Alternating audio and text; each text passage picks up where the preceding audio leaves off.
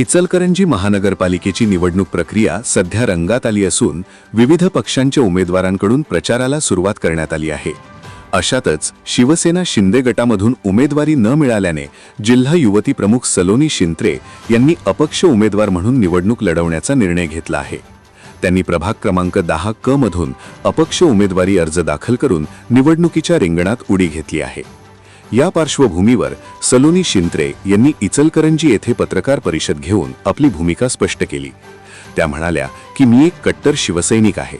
बाळासाहेब ठाकरे यांच्या विचारांच्या तालमीत तयार झालेली मी एक निष्ठावंत कार्यकर्ती आहे। शिवसेनेतूनच माझी ओळख निर्माण झाली आहे। मात्र या निवडणुकीत माझ्यावर अन्याय करण्यात आला आहे। त्यांनी आरोप केला की शिवसेना शिंदे गटाकडील त्यांची उमेदवारी विकली गेली आहे। ज्यांना शिवसेना काय आहे हे माहीत नाही अशा व्यक्तींना उमेदवारी देण्यात आली असून माझ्यासारख्या निष्ठावंत कार्यकर्त्याला डावलण्यात आले आहे। इचलकरंजी शहरातील एका व्यक्तीकडून हे सर्व प्रकार घडवून आणण्यात आले असा गंभीर आरोप त्यांनी केला। यामुळेच आपण अपक्ष उमेदवार म्हणून निवडणूक लढवत असल्याचे त्यांनी स्पष्ट केले।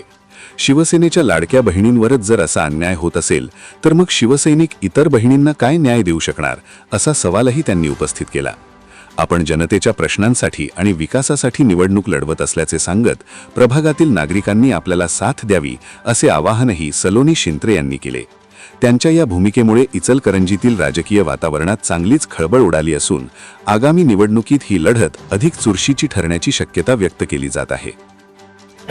हो, हा आरोप खरा आहे आणि मीही मानते सुद्धा, कारण की निवडणूक लढत असताना सुद्धा शिवसेनेला सीट सोडून मी मध्ये देखील बोलले शिवसेनेला ही जागा सुटली आहे, पण जागा सुटूनही तुम्ही जर इतर पक्षाच्या किंवा इतर उमेदवारांना ती जागा देत असाल, तुम्ही शिवसेनेला कुठे ना कुठे डावरत असाल आणि तुम्ही फक्त पैसा बघून उमेदवाराचं काम किंवा त्याचा इतिहास न बघता त्याला जर तिकीट देत असाल तर तुम्ही 100% हे तिकीट शिवसेनेचं विकलं आहे, हाच माझा आरोप आहे। हे माझा वरिष्ठांशी कुठलाही आरोप नाही, पक्षाची कुठलाही माझं नाराजगी नाही आहे, वरिष्ठांचं माझी कुठली नाराजगी नाही आहे, एकनाथ शिंदे साहेबांशी देखील नाही आहे।